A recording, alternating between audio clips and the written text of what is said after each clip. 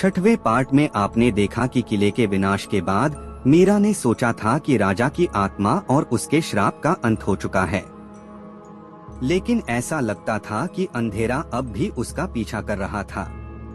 किले से लौटने के कुछ दिन बाद मीरा को फिर से असामान्य चीजों का अनुभव होने लगा। जब वह अपने घर के पास थी तो उसे एक परछाई हर जगह दिखाई देती। रात में हवा में फुसफुसाहट की आवाजें सुनाई देती और सबसे डरावनी बात, उसके कमरे में काले सिंदूर जैसे निशान अपने आप उभर आते। पुजारी ने इसे देखकर कहा, यह राजा की आत्मा का कोई शेष हिस्सा हो सकता है जो अब भी पूरी तरह नष्ट नहीं हुआ है। हमें राजा की कहानी में छिपे आखिरी सुराग को ढूंढना होगा।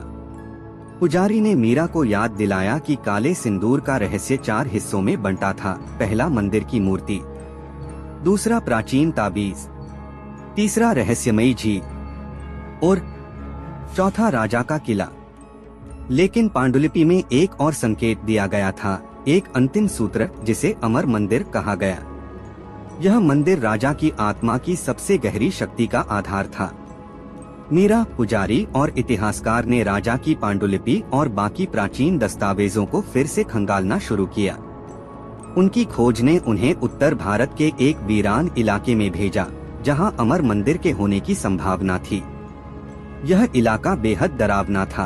वहां न कोई गांव था, न कोई रास्ता। जंगलों और पहाड़ियों को पार करने के बाद उन्हें एक प्राचीन मंदिर दिखाई दिया।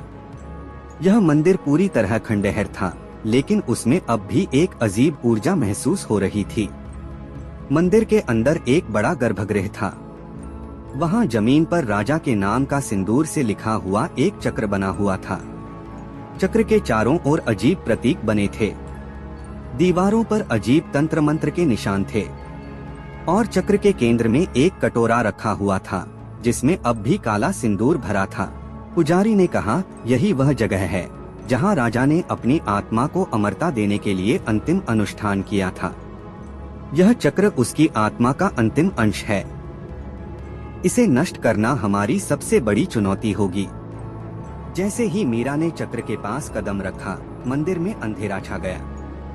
हवा में राजा की डरावनी हंसी गूंजने लगी और राजा की आत्मा एक विशाल काले धुएं के रूप में प्रकट हुई।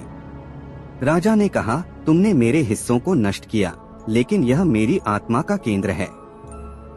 इसे नष्ट करने की कोशिश करना तुम्हारे जीवन की सबसे बड़ी गलती होगी। पुजारी ने पवित्र मंत्र जाप शुरू किया। मीरा ने चक्र के केंद्र में रखे काले सिंदूर के कटोरे को नष्ट करने की कोशिश की। जैसे ही उसने कटोरे को छुआ, एक जोरदार धमाका हुआ। राजा की आत्मा ने मीरा पर हमला कर दिया। मंदिर के अंदर की ऊर्जा और भी खतरनाक हो गई। चक्र से काले धुएं की लपटें उठने लगीं। मीरा ने अपनी पूरी ताकत लगाई और कटोरे को पवित्र जल से भर दिया। जैसे ही सिंदूर जलने लगा, राजा की आत्मा कमजोर होने लगी। सिंदूर पूरी तरह नष्ट होने के बाद राजा की आत्मा ने जोर से चीख मारी और गायब हो गई। मंदिर में जोरदार कंपन हुआ और वह खुद ब खुद गिरने लगा। मीरा, पुजारी और इतिहासकार ने किसी तरह अपनी जान बचाई और मंदिर से बाहर निकल गए। बाहर पहुंचने के बाद उन्होंने देखा कि मंदिर पूरी तरह ध्वस्त हो गया था और वहां अब कोई ऊर्जा नहीं थी।